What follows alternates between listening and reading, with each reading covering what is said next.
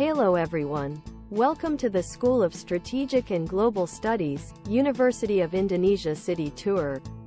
Now we have a short tour to look around at the city of future. The topic of today is the green economy, specifically sustainability cooperation and the impact on the cooperation in Indonesia. Before we jump into the topic, let me introduce you to our guides from National Resilience Studies. They're from Generation 46. First, we have the captain. With student number 21066808881, Dias Oldi Wiratama. Say hi to Captain guys. Next, the only woman here, with student number 21067771375. Vivi Trihandayani. You can call her Vivi. Last but not least, a guy from the East. David Mulyanto Saryono, with student number 21066808862.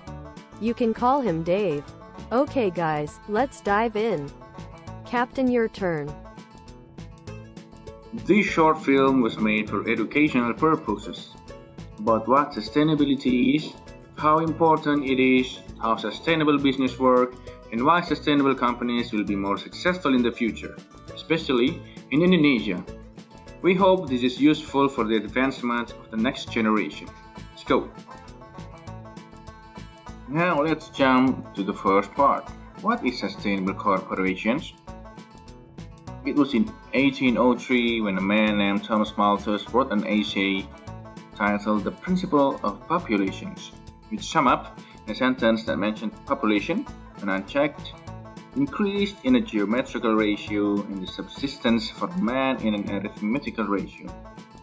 It means that if the population keep growing, then the resources getting arose in scarcity.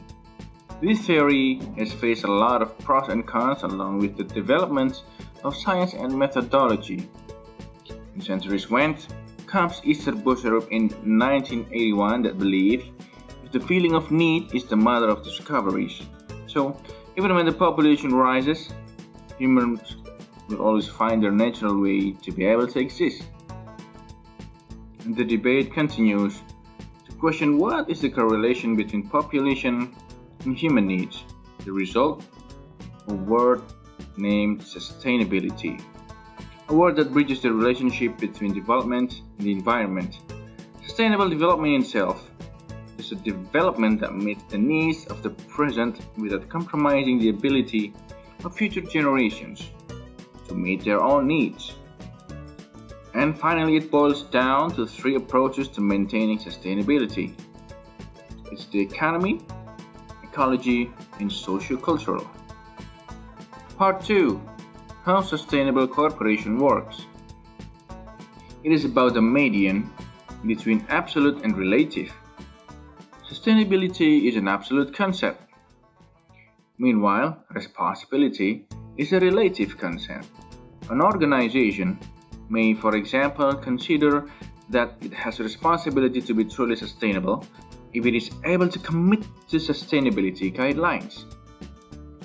Nowadays, there are activities called Corporate Sustainability Management, or CSR. The rules are simple. It is the ambition and intent that drive the company to get along with sustainability in order to get the action done. The decision made by the stakeholders of the company does matter in this case. And how can we know which corporation is doing the sustainability stuff? Now let's head into GRI. Part 3. The GRI. Today, there's a patent-pending international standard, the Global Sustainability Standards, which is used to measure how sustainable an organization, in any field, is through the annual GRI report. GRI is an independent international organization that helps businesses and other organizations take responsibility for their impacts, by providing a common global language for communicating those impacts. The question is, what is the purpose of this GRI? So here's why.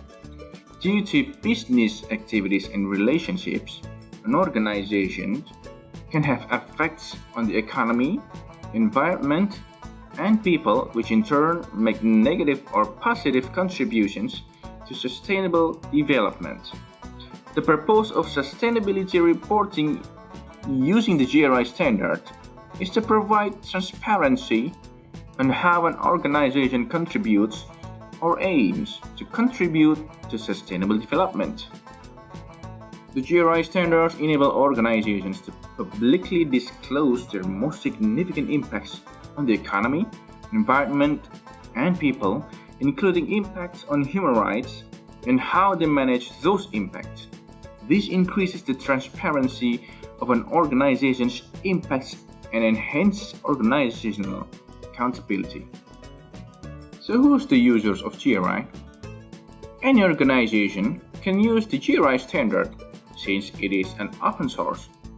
Stakeholders, investors, also the academics and analysts can also use the GRI standard for purposes such as research or benchmarking. Now let's get back to the main business. Part 4. Why does sustainability matter for companies?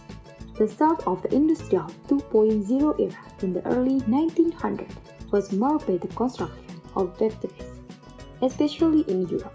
The construction of these factories triggered the emergence of a large amount of carbon charge into the air and created black clouds. We are in the era human resisting accumulation ego for industrial progress, which had a vital consensus for inferno. Under the UN established Sustainable Development Goals from the framework for improving the life of population around the world and mitigating the hazardous man-made effects of climate change. But actually, since 1985, the global temperature kept rising, resulting into the rise of sea levels, creating disaster around the world. Looking at data proof, sustainability shall be considered a human need. These corporations solve the getting along with it, and how by changing the way they operate, dealing with employees and customers, and managing the corporation's business. And again, that's why sustainability matters for companies, and of course, for humanity. Part 5. What makes sustainable corporation lead the race? Sustainable corporation is the new trend in business. Business across the world are working toward the aim of using 100% renewable energy for their entire operation. The manufacturing business has changed as a result of climate change and in the competition to attack customers who in the contemporary world prefer a green lifestyle. The mindset switch in the market has changed the game since most people know how important sustainability is for their own sake. These companies that intend to remain successful in the maintaining their organizational resilience must be willing to change and adopt sustainability principles. The main effects of business sustainability. To lead a sustainable company means that leaders must consider the three primary areas of impact: profit, people, and the planet. True, sustainability refers to an ideal balance of opportunity and obligation and effective risk management of environment, financial, and social issues.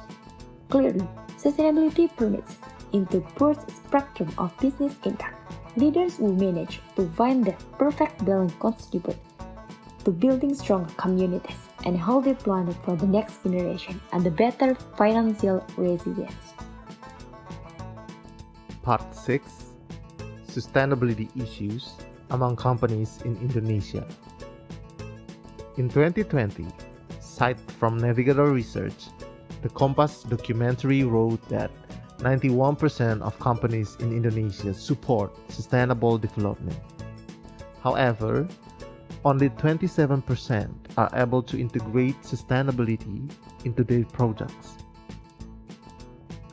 President of Indonesian Business Council for Sustainable Development, Sinta Wijayakamdani, said that the main obstacle lies in the cost that companies need to incur. It requires a large investment at the beginning, while it needs to be followed by the certainty of a price that is comparable. In the end, the company still sees and prioritizes its profits. For example, Permata Bank experienced an increase in the score on the sustainability report for the 2019 to 2020 period, but has decreased profits in the same period. In line with that, PT Timah scored its sustainability report decrease in 2019 to 2020 period, but experienced a reduction in loss. National Development Planning Agency, Bappenas, said that investment in the 17 SDGs will cost around 10,000 trillion by 2030. That's why collaboration is needed between the government, business actors, and the community. There are some good examples in Indonesia to represent sustainability among corporations. National Center for Sustainability Reporting lists 5 companies that received the platinum title for their commitment to upholding sustainability in accordance with SDGs. So they are PT Austindo Nusantara Jaya Tbk, PT Indonesia Power, PT Perusahaan Gas Negara, PT Pupuk Indonesia Persero, PT Pupuk Kalimantan Timur. So in this case, the government should give more attention and rewards to companies that uphold sustainability in their programs. Part 7. The solution. First, change the general mindset of how the company should be run. There's a lot of studies and data stating that companies find a new life after following sustainability principles, where tangible and intangible benefits emerge, such as lower internal problems, better community acceptance, social cost savings, and even more. Next, government must go hand in hand. Rules and regulations have to be support the sustainability agenda. For example, several state-owned banks such as BNI, BRI, and also private banks such as BCA and several securities in Indonesia have to issue green bonds, which are bonds released to raise capital for sustainable projects. This will encourage many more corporations to join the path of sustainability. As a conclusion, there's no longer any excuse for companies not to follow the concept of sustainability because it is a human need. Since we already know the benefits of sustainable corporation, it is time for every company in Indonesia, from the smallest to the largest level, to actualize sustainability principles with full awareness. Thank you for watching. Until we'll meet again.